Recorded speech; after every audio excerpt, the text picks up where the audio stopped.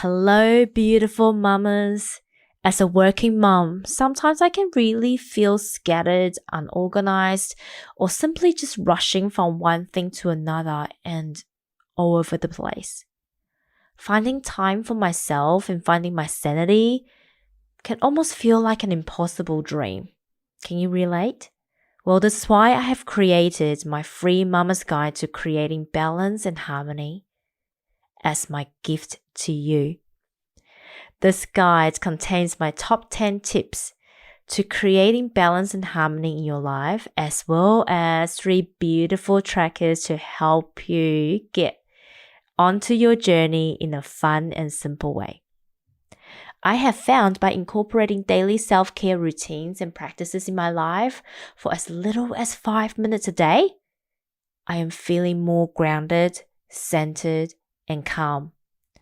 By me tapping into my best version through these practices, I am also a better mom, a better partner, and a better colleague. Well, really, just a better human being in all the ways. So, if this sounds like something that you would like to explore, click on the link in the show notes below and download your free guide today. We were all born with the innate power of knowing and wisdom within us. The challenge for many of us is that we were taught to seek answers externally instead of searching from within. And this is the reason why so many of us find ourselves going around in circles, searching for new ways, but could never find the way. The womanly way. It's not the way. It's not my way.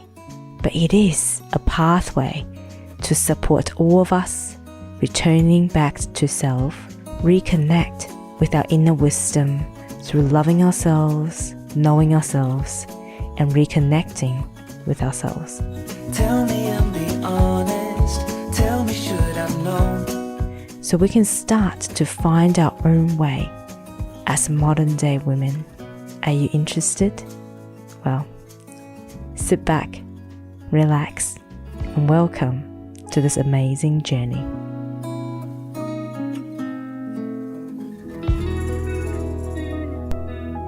Hello. Welcome to this episode of the Womanly Way podcast. I am your host, Lala Angela Wang. Today's recording is a little bit special. I've decided to do it slightly differently. I'm actually sitting on the floor of my study with candlelight lighting. It's raining outside. And yeah, it's just me and my microphone. And I wanted to talk to you guys about time.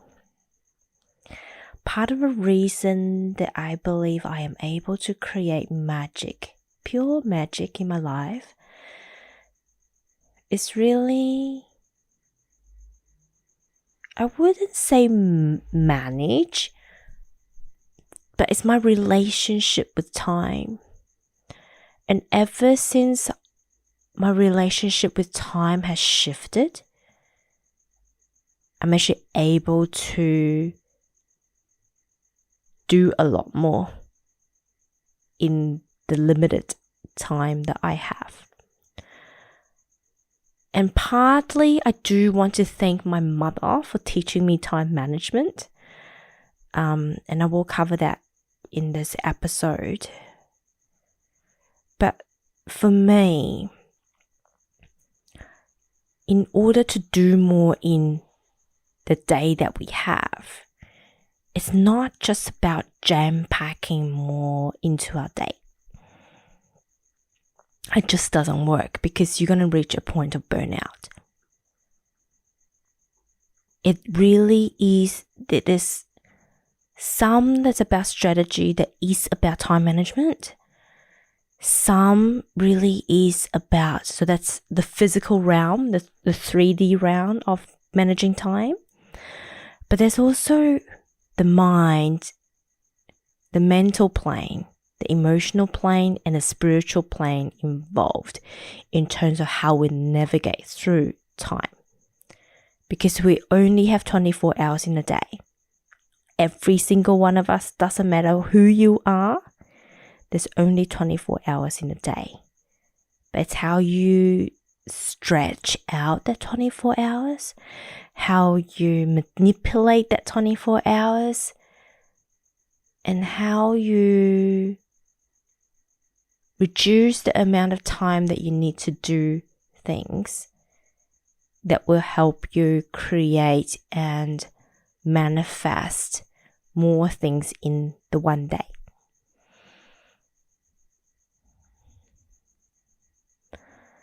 And I really want to start by saying,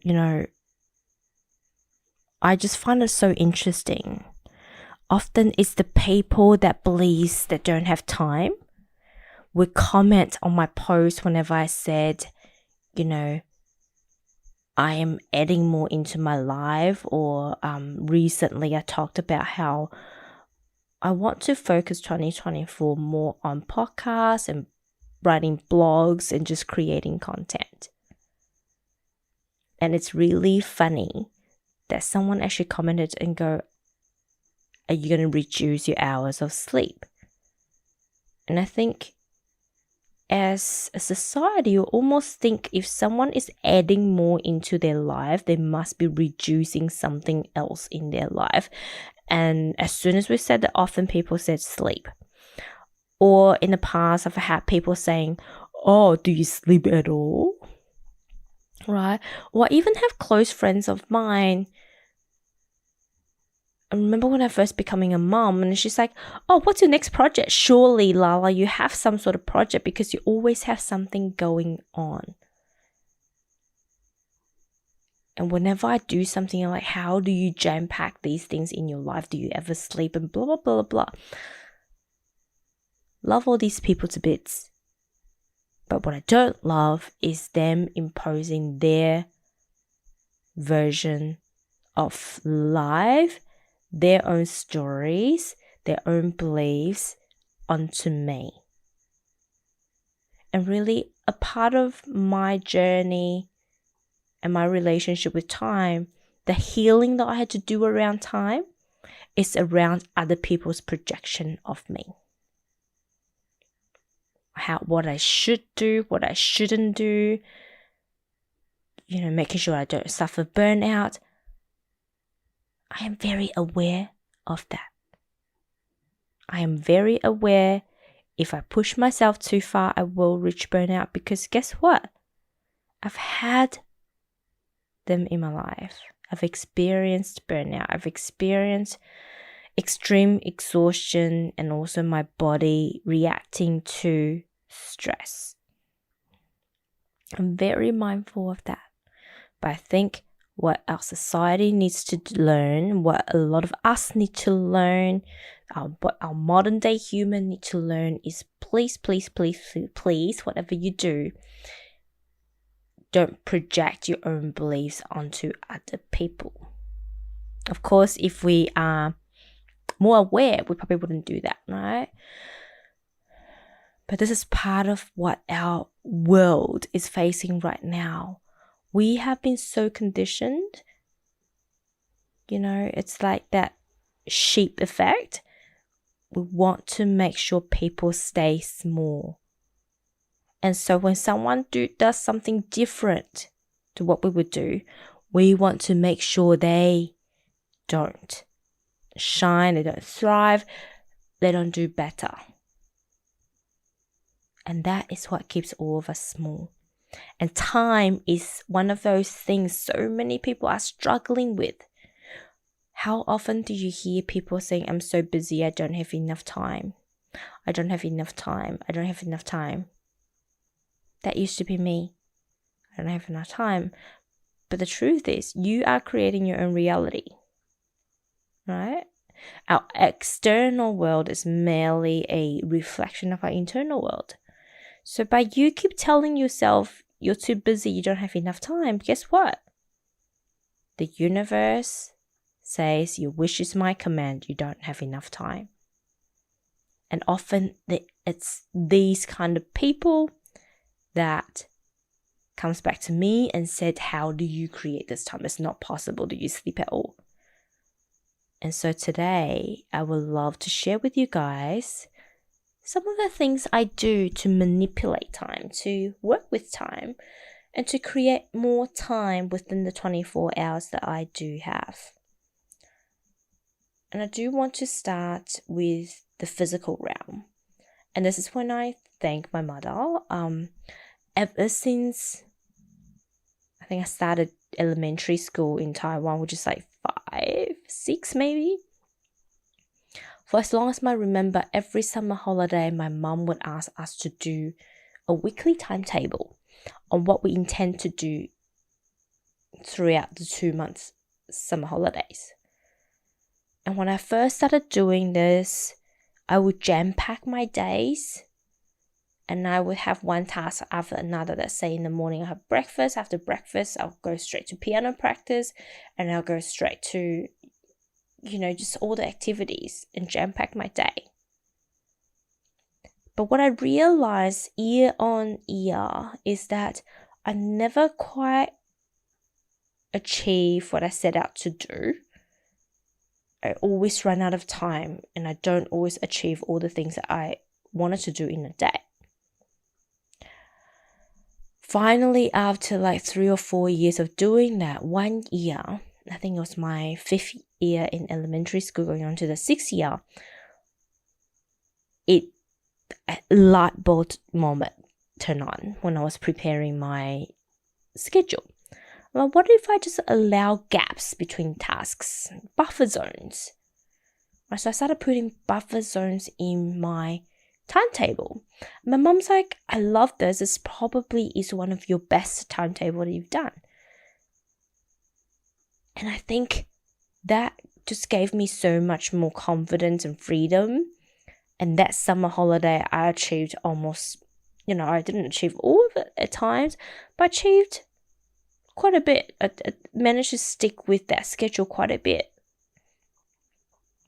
And that became a part of me that I always remembered, to allow for buffer.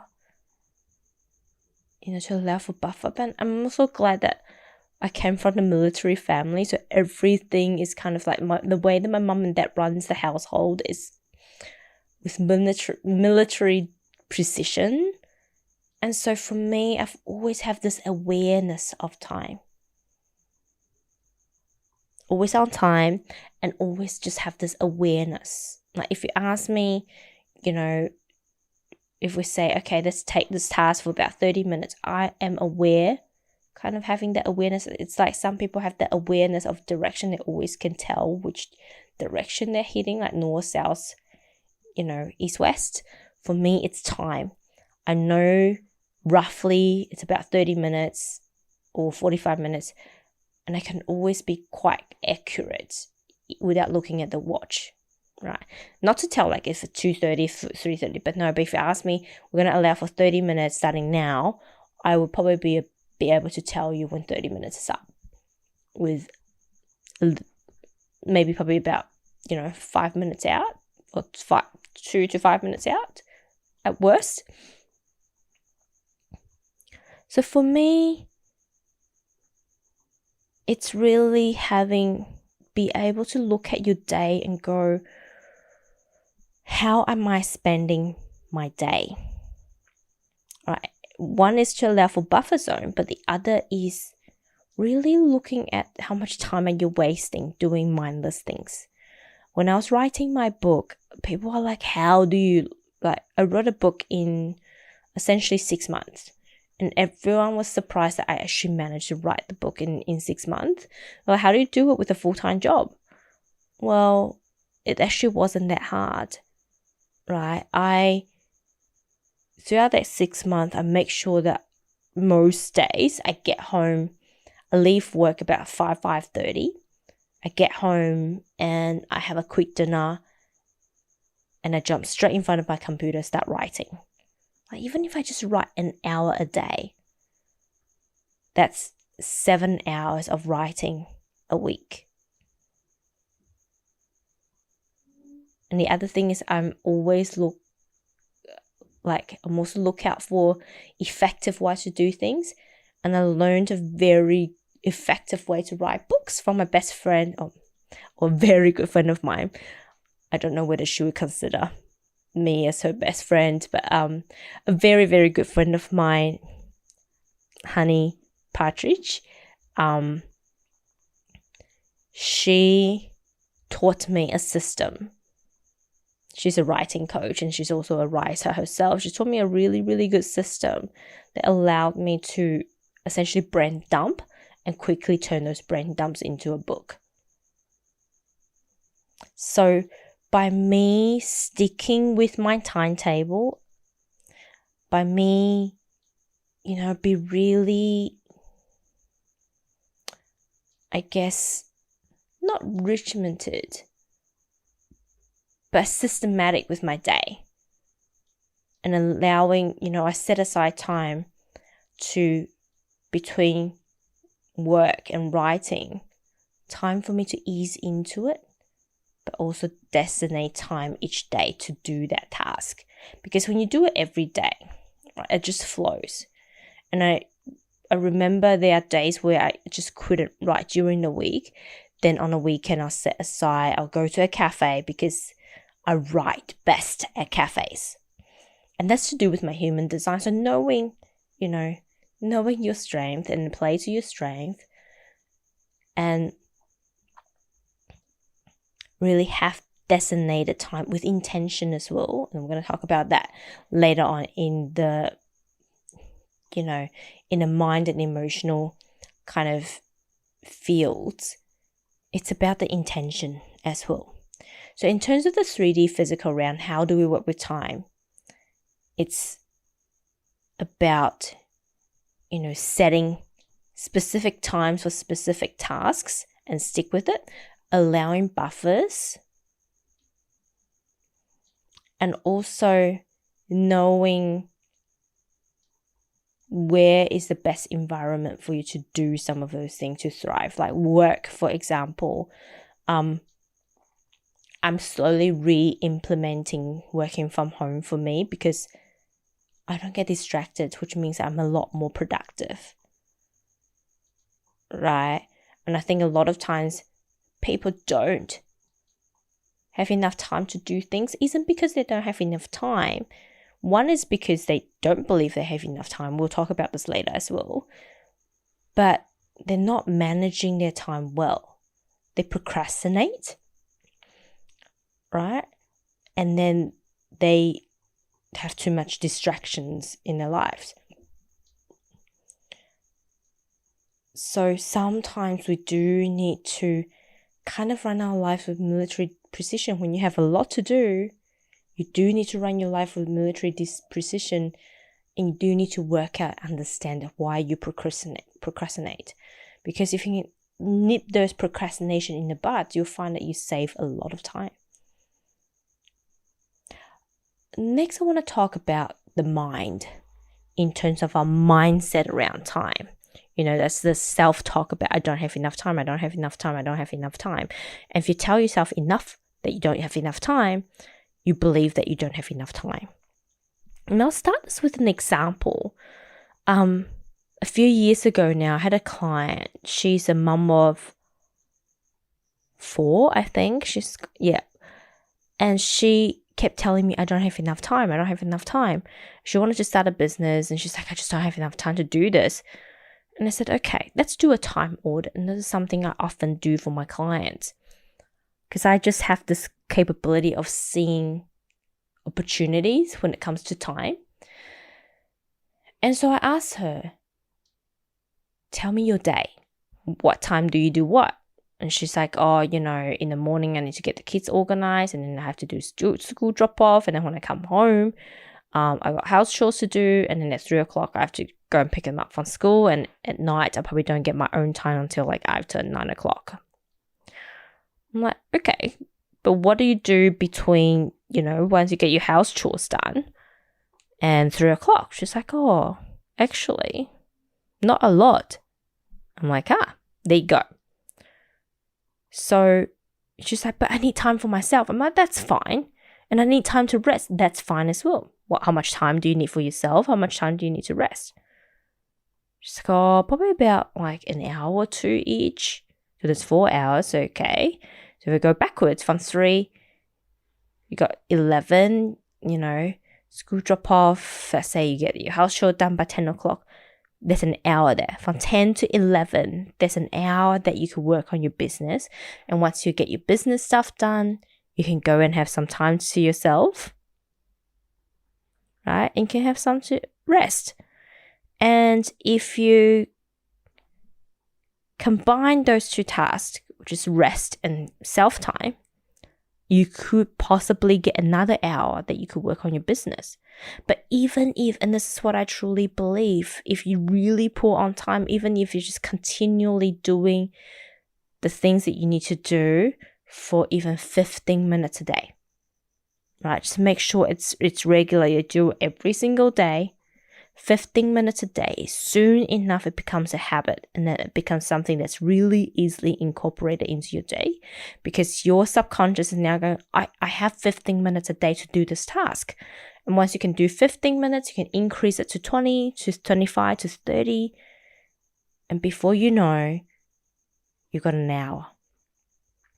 This is the same principle that I apply to exercise, to meditation, to self-care.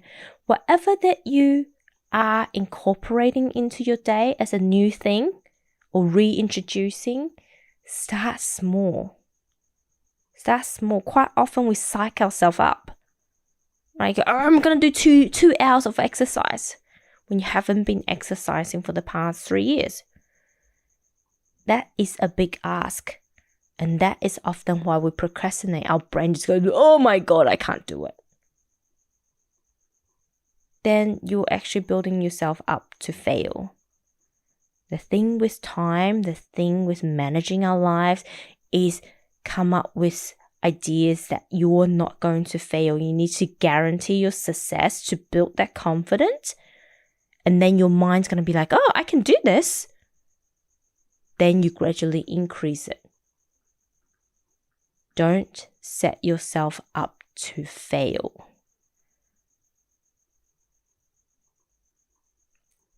And this is something I have learned from many of my coaches, right? That just believe that you're going to be able to do it in time. There's so many examples in my life where I'd be like, yep, I'm going to do this. I can do this. Or I'm going to get to a meeting in time. Well, pre-planning comes into play, but obviously, leave 5 minutes before you think you need to leave, as your mum always tells you. Set alarms to remind yourself. All those things, allowing time to find parking, traffic. Don't leave things to the last minute, right? These are really basic practices. But also believing in that you're going to finish. Believing in that you're going to have time to do it. It's one of the most important key to getting shit done. Now, when I was writing my book, there's no doubt that I'm going to do it. I knew I was going to do it. I knew that I would be able to do it. And I knew if I make it an important part of my life, I'm going to get it done. The last little bit of my book was written when I was in New York for 14 days. And I was in Taiwan for a week. I made it a part of my life, and I made it exciting as part of my way of exploring New York, because I've never been to New York. So I did all the New Yorker things. I went into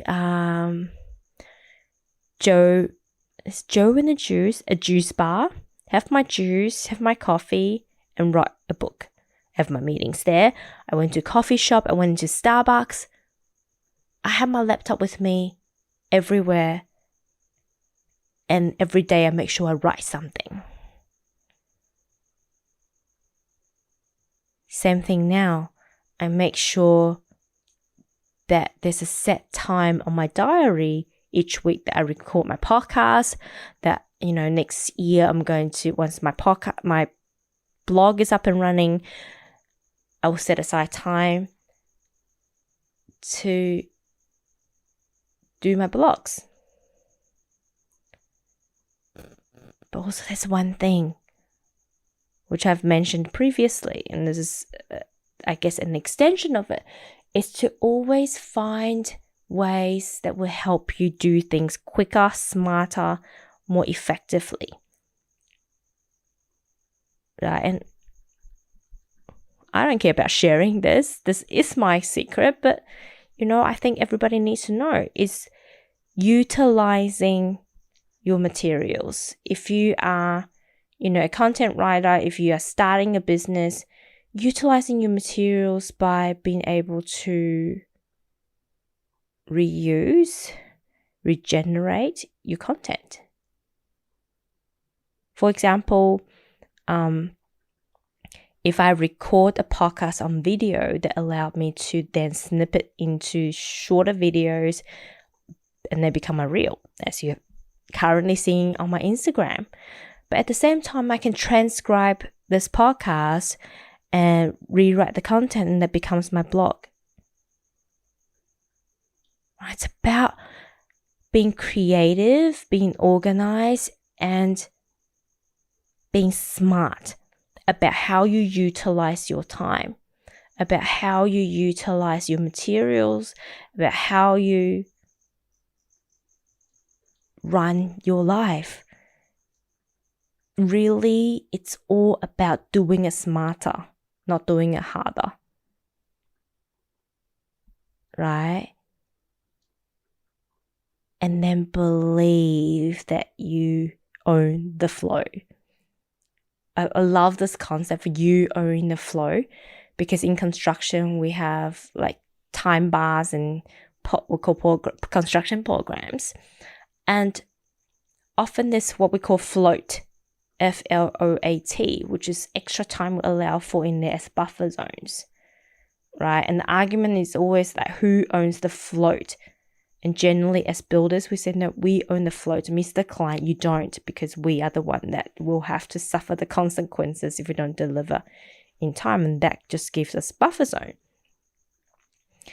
And I think in life, it's the same thing. You want to make sure you own your own float, but you also want to own your flow, FLOW. And you believe you own your flow. You believe that you are able to do things effectively, then you will. Lastly, from a spiritual sense, I often, if I need to finish something in time, I will speak to my guides. I will speak to my spiritual team like, need to get this done.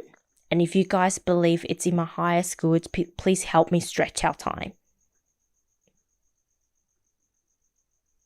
I want you to get this done. Help me get this done. And quite often, either that I manage to do it in record time, or it just feels like I've been doing it for a long time. But by the time I, kind of emerges from this task, I'm like, oh, wow, I still have time to do other things. And that, I think, comes from, it's about that energy, that vibration that you believe in, and then asking for spirit to help. Because I believe we are all gods, right? We're all part of the universe. We are all one. And therefore, when you pray to spirit, you're really praying to you. It's like, I now invest in me. I now believe in me. And so it is. And it is done. It is done. It is done. Right? So it's, to me, the mind, the emotion, and the spiritual, when it comes to our relationship with time, is all interlinked. You first need to believe in it. Believe that you can. Then in your mind, you have the strategies that help you achieve them.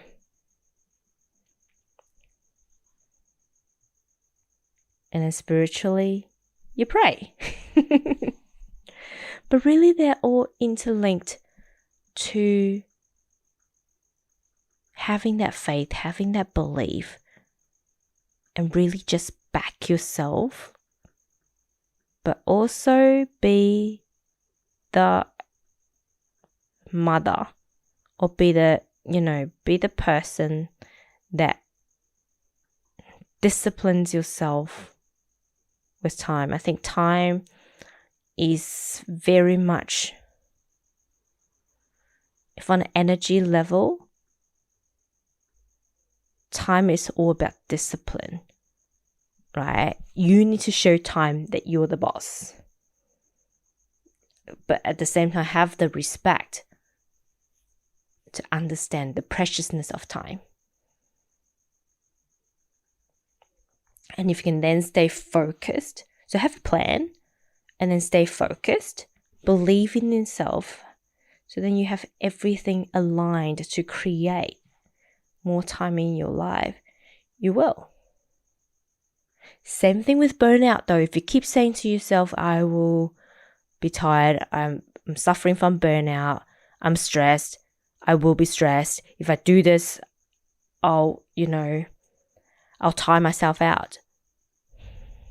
If you're starting any project, anything this way, you're not going to get there, right? And sometimes it's just how we've been programmed. Like, I'm about to start the 70-day challenge tomorrow at the time of recording this podcast. Do you know how many times I told myself that there's no way that I could do it? I just don't have the time for it. I do that too. But then there's another part of me that's like, it's all about discipline. We've done it before, we can do it again. Right? It's about how you plan. How am I going to be smart about this? And how I'm going to do it with a plan, with a belief, with the alignment within me, physically, mentally, emotionally, and spiritually, believing and 100% back myself that I could do it. It's not going to be easy, I know, but I know I can do it. If I'm disciplined enough, if I plan properly, if I do all the mindset work, and if I do all the emotional clearing work, and if I work with spirit, I can do it. Because at first, if you're looking at the 70-day challenge, right, it's a lot of commitment, because I have to spend 70 hours of mind expansion, which is like learning, 70 hours of exercising or movement. So 70 minutes, not hours, 70 minutes of movement, 70 minutes of business work, and 70 minutes of spiritual work. That's 4 lot of 70 minutes, which is 4 hours and 40 minutes. On top of work. On top of all my other responsibilities. I simply don't have 4 hours and 40 minutes after work. I won't be sleeping if I do all of that on top of all the other things that I need to do. But if you really think about this, I can combine things, right? When I'm walking, I could do my spiritual practice as well. When I'm walking, I could listen to my mind expansion stuff.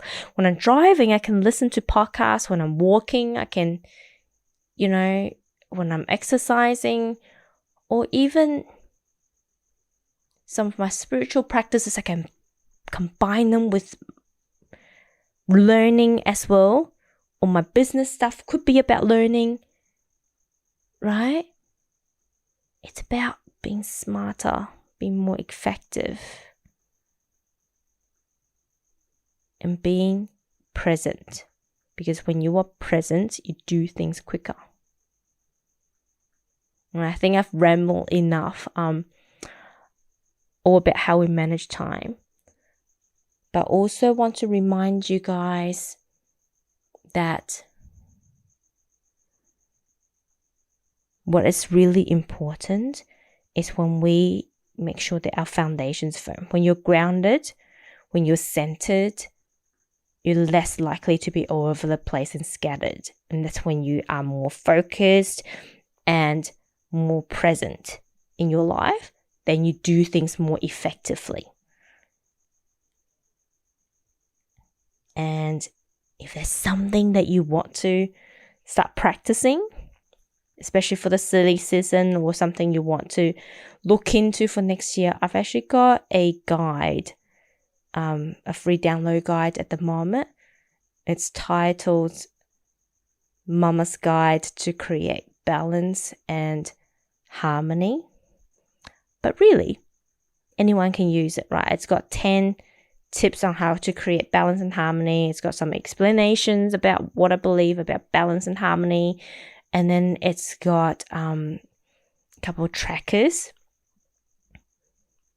to help you track some of the daily practices that you can incorporate into your life. You know, it's simple as like drinking 3 liters of water a day. Or make sure you do some of those things that I've been talking about, you know, mindfulness, spiritual practices, journaling, exercising. These are foundational things to our lives that might sound like really basic, but when you do them well and you start doing them on a daily basis, like I said, starting 15 minutes and then 20 minutes, they give you almost like a focal point, right? Whenever you feel like you are flying away or your energy is sort of floating away, do those practices and they'll allow you to come back to the now. That's what I truly believe, right? And the reason I call them the basics or the foundations of life is if you do these things like drinking water, exercising, you know, journaling, meditation, it's like a foundation of a house. If you do these things, you're already building the foundational pillars of your life, and then you're grounded, right? It's like you've got the center, this anchor that pulls you back every single day, reminds you why you're here, what you're doing, and staying in the present moment. Then you're more likely to kick goals. Even if you don't believe me, try it for 30 days. My recommendation is try it for 90 days because our cell regenerates every 90 days. And so when you do things following a 90-day cycle, you're able to ingrain that. You're able to start to become a part of your life. And if you really, really don't have time, my recommendation is start with just drinking water when you're hydrated. Your body do so much better. If you're tired, if you're exhausted, if you're craving sugar, if you're not having good quality sleep, hydration is generally the first step because it could be that you're just dehydrated. Because so many of us are dehydrated, right? I'm going to do a whole episode on dehydration and hydration because I just think it's so important. So keep an eye out for that. But yes, if you want to incorporate more foundation or have a firmer foundation in your life in order to create balance and harmony in your life, go and download my guide, including trackers. That's a free download. Go to the show note below this podcast and you'll be able to click on the link and download right away. Love you all so much, and thank you once again for listening to this podcast. Please don't forget to like or subscribe or share this podcast if you enjoyed the contents that I'm sharing here. Love you all so much, and I will see you next time. Bye. I hope you enjoyed this episode of The Womanly Way. Don't forget to like, subscribe, and share this podcast if you feel aligned to do so. Or check out our post-show discussions on my Instagram page @The Womanly Way. See you next time.